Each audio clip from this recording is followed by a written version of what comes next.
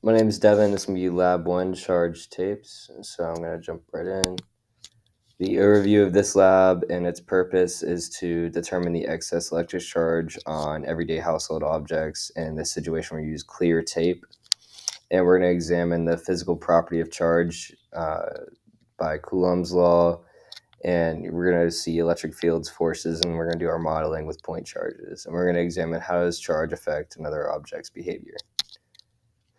So jumping right into results, the tape had a charge of 8.76 e to the negative 9 coulombs, and it is a negative charge with excess electrons on the tape from the plastic pin that was rubbed on it, which we're about to see here in the procedure.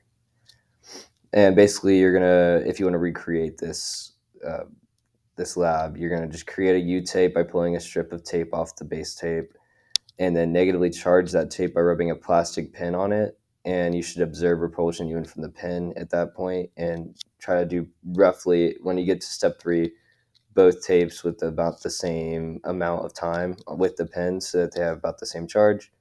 That is one of the assumptions, as well as no air resistance. And then you're going to put one of those tapes under the other and lift it up until you see a repulsion from that top tape, and you're going to record that distance, because that's when the force from the basically the electric force overcomes gravity, and they're equal is what we're going to be assuming. The measurements and calculations that I got for these are 0.203 meters for the tape length, 0.0225 for the tape width, the vertical distance at which I experienced the electric force being equal to the force of gravity is going to be 0.0175 meters. And the electric force of B, which is going to be that top tape, by A, which is the bottom tape, can be calculated right there. And it shows that it's going to be roughly 2.26 e to the negative third in the y direction. And then we have the tape charge, which can be calculated using this formula right here. And you'll be able to see that in the glow script as well. But that is 8.76 e to the negative 9. And the computer modeling is done using GlowScript, IDE, and VPython, and the link to go through my code is right here for that.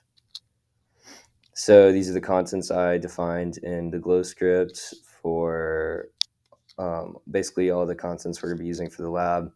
And these can all be changed, and it will affect the results and the different effects you'll see in the model.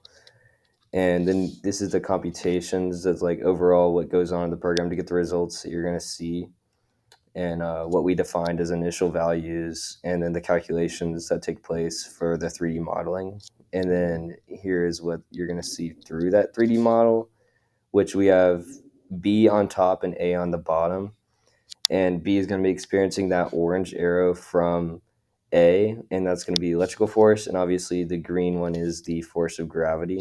And once these are equal is what we're going to be experiencing, you'll be able to get all these values, which are our results and what we calculate through this lab and through the modeling.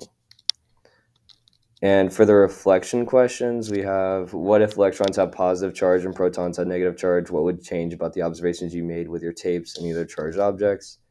Nothing would change, because they would still be repelled in the same way. You'd still observe the same thing, but they would just be the same charges and opposite sign, but we'd observe the same thing. And why is it important to handle the charged tapes as little as possible? And what happens when the charged tapes come into contact with your hands or other objects?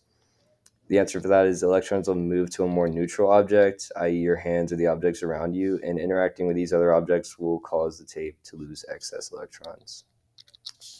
And that is the end of presentation.